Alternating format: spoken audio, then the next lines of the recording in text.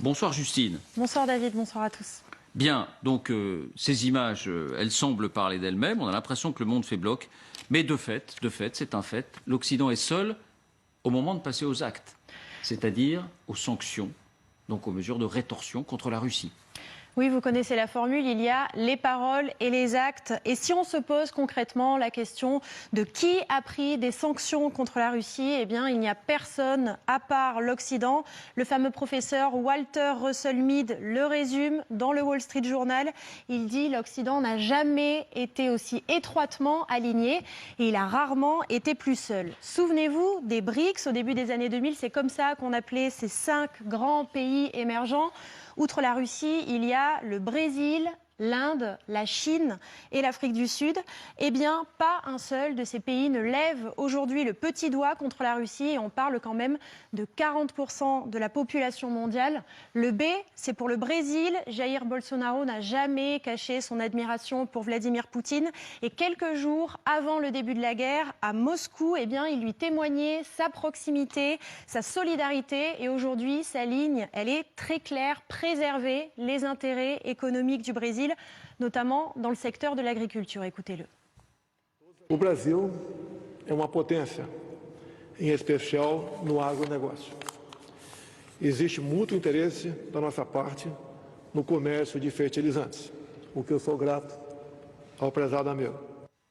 Petit pas de côté, au-delà du Brésil, tout le continent sud-américain est sur la même position. Pas de sanctions, y compris l'Argentine et le Chili. L'Inde aussi, parce que c'est le I de BRICS. Non seulement l'Inde ne veut pas condamner la Russie, mais elle n'a pas non plus pris de sanctions. En fait, l'Inde n'a aucun intérêt à froisser la Russie. 65 à 85% de son arsenal militaire est d'importation russe. Idem pour la Chine, on en a souvent parlé. La Chine qui est le premier partenaire commercial de la Russie. Bien. Le dernier pays des BRICS ? Eh bien, il s'agit de l'Afrique du Sud, historiquement neutre en matière de diplomatie, d'où la surprise quant au premier jour de l'invasion russe. Eh bien, le ministère des Affaires étrangères appelle la Russie, je cite, à retirer immédiatement ses forces d'Ukraine. Surprise, suivie d'un malaise et d'un rétropédalage quelques jours plus tard. L'Afrique du Sud ne vote finalement pas la résolution à l'ONU et n'entend prendre aucune sanction contre la Russie. Et qu'en est-il en Asie, Justine ? Eh bien, vous allez le voir, l'Asie, c'est 48 pays et seulement 2 s'associent aux sanctions internationales contre la Russie.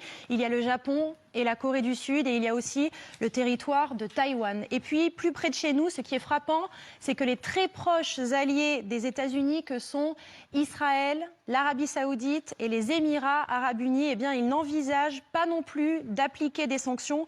Pourquoi ? Eh bien, tout simplement parce qu'ils ont un autre agenda. Leur priorité, c'est de limiter l'influence de l'Iran. Et pour cela, évidemment, ils ont besoin de l'appui russe.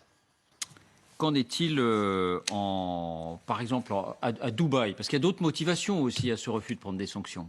Exactement, certains ont d'autres motivations. Dubaï notamment, paradis pour les milliardaires, n'entend pas du tout renoncer à l'accueil des Russes fortunés, alors même qu'on le sait, les Occidentaux expulsent certains oligarques. Eh bien, Dubaï, au contraire, maintient ses liaisons aériennes et donc, effet immédiat, plus 30 à 35% de Russes à Dubaï en un mois. Et puis, dernier tour d'horizon, il y a l'Afrique, 54 pays et pas un seul ne prend de sanctions contre la Russie, ni même d'ailleurs ne s'associe à ce qui a été décidé par l'Occident. Merci, Justine.